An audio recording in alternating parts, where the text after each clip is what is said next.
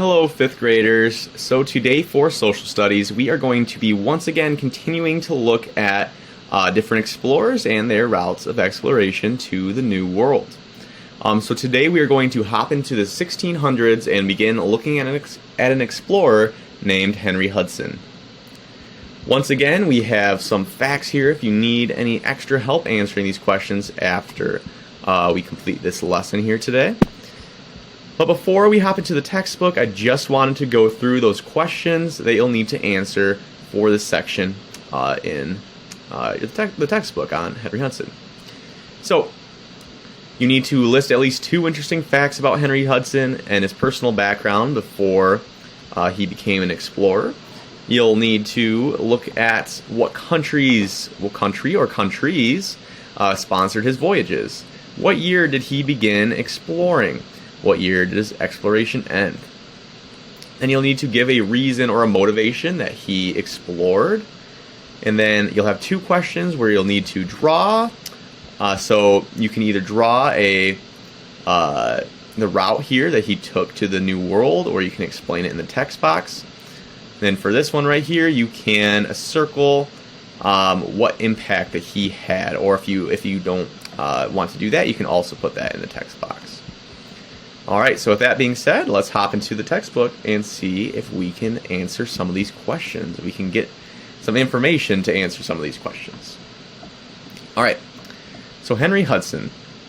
Holland and England kept searching for a northern sea route to Asia. So that was very important for them. They kept searching for some sort of new route. In 1609, and this is an important date here, 1609, the Dutch East India Company in Holland hired Henry Hudson.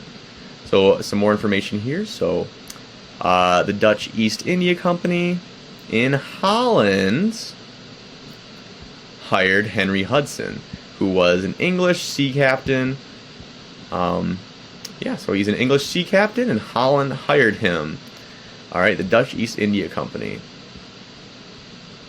And then that English sea captain is a little bit about him.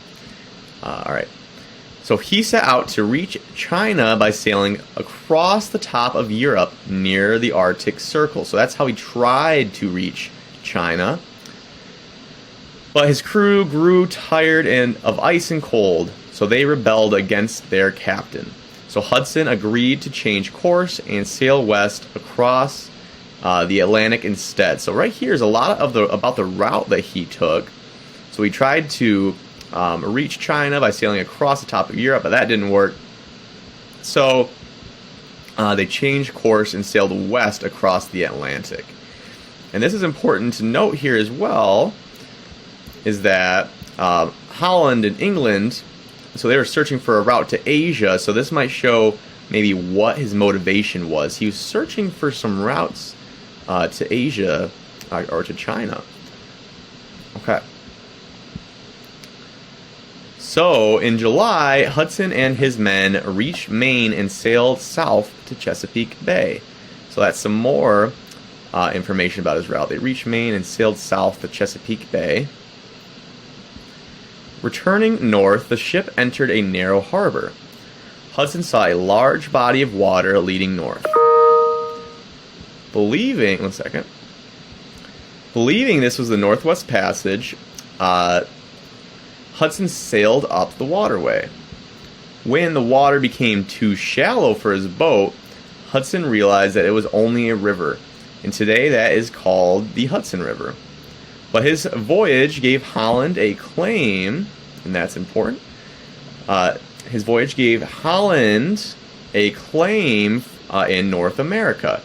That right there shows, what was he doing? He was trying to claim some land.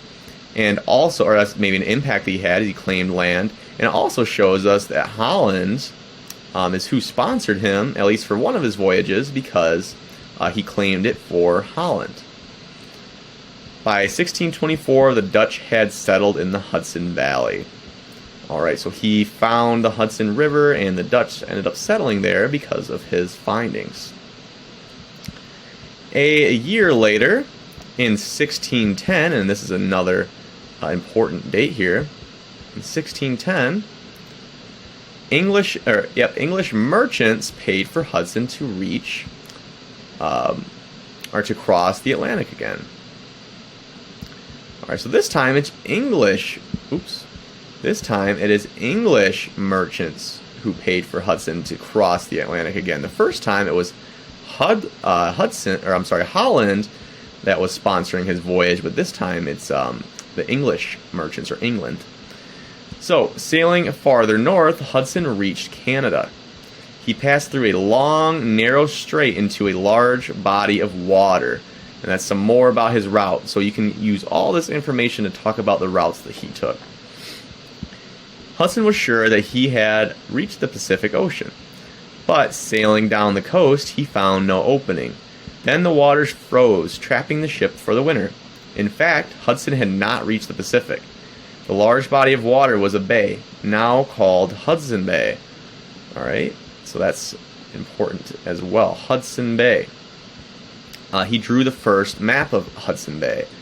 So, again, we saw up here that he claimed land for Holland.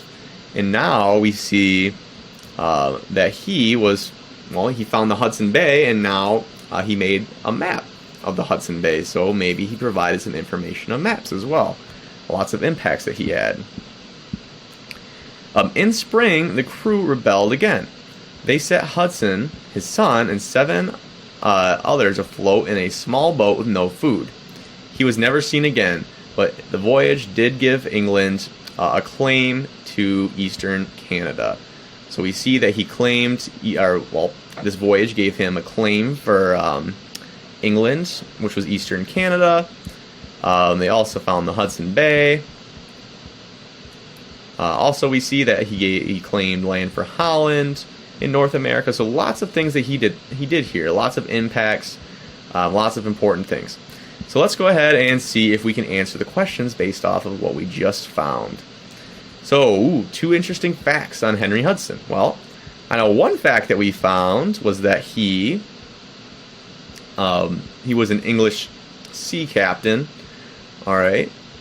So that's an important thing to know about his personal background. There's also some important information here as well about Henry Hudson. Okay, so if you want some extra information there, maybe a second fact, you can use Britannica. So what country sponsored his voyages? So this one's a little bit trickier this time because we saw that 2 different countries sponsored his voyages. We saw that, for one, the Dutch East India Company in Holland hired him.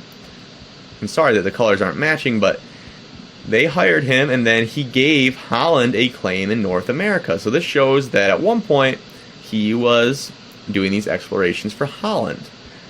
But as we move on, we see that English merchants paid for Henry Hudson, and we see that he did give England a claim to eastern Canada.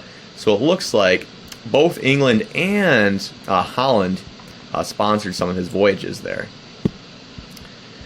And what year did he begin exploring, and what year did he end? Well, we saw that his first voyage was in 1609 for the Dutch East India Company here.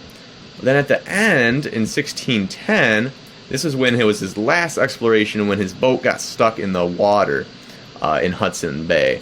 That was the last exploration that he had. So those are our 2 dates, 1609 to 1610, he was exploring. And a motivation for Henry Hudson and why he explored. This one's a little bit trickier. It doesn't explain too much in the text, but we see pretty early, right off the bat, that Holland and England were searching for a northern sea route to Asia, and Henry Hudson was a person that they sent to do these things. So his motivation was to go and find a new route to Asia, or China in that case here. Okay, so that was a motivation that he had. He wanted to find a new route to Asia. And then what routes of exploration did he take? So we saw that he took lots of different routes throughout this chapter here. Lots of different places that he traveled to throughout the section. And it also shows a little bit about that right here, his route, and I'm not sure if Britannica does. It doesn't look like Britannica does, but you can definitely find lots of good information about his routes in there. And finally, what impacts did he make? Well, we saw this. He we claimed lands for Europe. So he claimed land for England. We see, we first see that he claimed land for Holland in North America. And then he also claimed land for England, and that was Eastern Canada, right? So he claimed lots of land. That was one impact that he had. And I also saw that he provided information for maps. He found the Hudson Bay, and he drew the first map of Hudson Bay. So we see that he had those two major impacts. He claimed lands for Europe, and he also provided new information for maps when he found Hudson Bay and created that map. But all right, that is it for today. I hope that information and what we looked at today helps you answer those questions. See you next time.